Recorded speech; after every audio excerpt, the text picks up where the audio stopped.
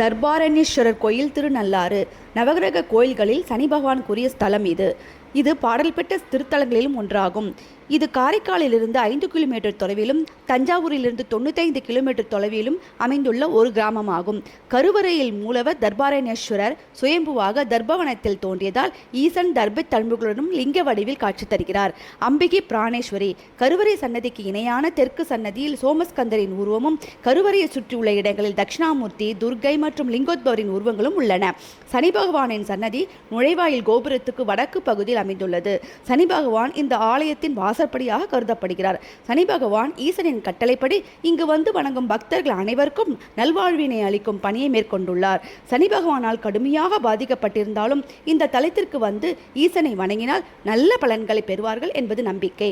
ஜென்ம சனி, கண்ட சனி, அஷ்டமத்து சனி, மத்திய சனி, ஆத்திய சனி, ஏழரை சனி என்று சனி பகவானால் எத்தகைய பாதிப்புகள் ஏற்பட்டிருந்தாலும் இந்த தலத்திற்கு வந்து பரிகாரம் செய்வது வழக்கம்.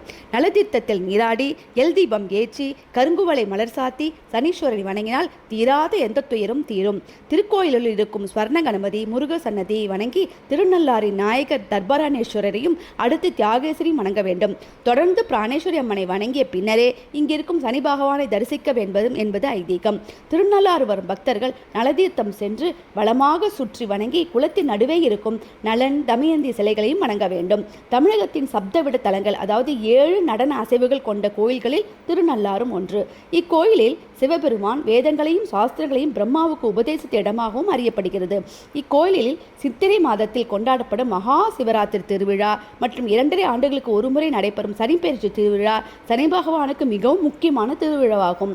இக்கோயில் காலை 5:30 மணி முதல் 12 மணி வரையிலும், மாலை 5 மணி முதல் 9 மணி வரையிலும் திறந்திருக்கும்.